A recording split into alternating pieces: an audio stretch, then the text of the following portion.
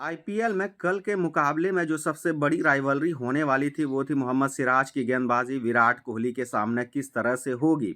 लेकिन वो गेंदबाजी विराट कोहली के सामने महज 2 गेंद की हो पाई, उसमें 5 रन लेने में सफल रहे विराट कोहली। पहली बॉल पर ट्रेडमार्क शॉट कवर ड्राइव के द्वारा चौका लगाया था, उसके बाद दूसरे बॉल में सिंगल लिया, उसके बाद तीसरे बॉल में जो है वो फिल शॉर्ट्स स्ट्राइक पर आ गए थे और उसको लगभग आउट कर ही दिया था मोहम्मद सिराज ने।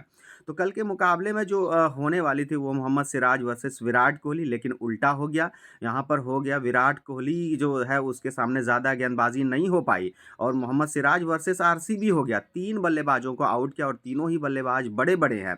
पहले उन्होंने फिल सॉल्ट को बोल्ड किया, उसके बाद देवदत्त पडिक्कल को भी बोल्ड किया और खतरनाक तरीके से बोल्ड किया है। स्टंप को उखाड़ फेंका। उसके बाद आखिर में जो एक और विकेट लिया था उन्होंने, वो लियाम लिविंगस्टन का लिया था, जो कि बेहतरीन बल्लेबाजी कर रहे थे कल। उनके बल्ले से अर्धशतकीय पारी भी खेली थी, मतलब निकली थी। उसके बाद उनको भी उन्होंने कैच आउट करवाया। उसके बाद अगर एक और आउट की बात करें तो फिल सॉल्ट को उन्होंने पहले ही ओवर में लगभग आउट कर दिया था, लेकिन जोस बटलर ने उनका कैच नहीं लपका और इसकी वजह से वो अगले 1-2 ओवर तक खेल पाए। हालांकि बड़ा स्कोर नहीं कर पाए।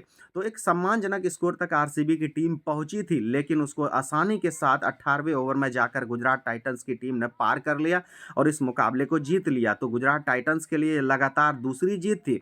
लेकिन आरसीबी टीम की अगर हम बात करें तो लगातार 2 जीत के बाद यहाँ पर तीसरे मैच में उनको हार झेलनी पड़ी। तो दोनों ही टीमों की अगर बात करें पॉइंट टेबल में, तो पॉइंट टेबल में दोनों ही टीमें तीसरे और चौथे नंबर पर है। दोनों के 3-3 मुकाबले हुए हैं। आरसीबी ने पहले 2 मुकाबले जीते थे और गुजरात टाइटंस ने आखिरी 2 मुकाबले जीते हैं। तो कुल मिलाकर कल का जो मुकाबला था वो बेहतरीन रहा। हालांकि आरसीबी टीम के लिए अच्छा नहीं कह सकते हैं क्योंकि उनकी टीम की तरफ से बल्लेबाजी और गेंदबाजी अच्छी नहीं हो पाई। और इस टूर्नामेंट की अगर हम बात करें तो 3-4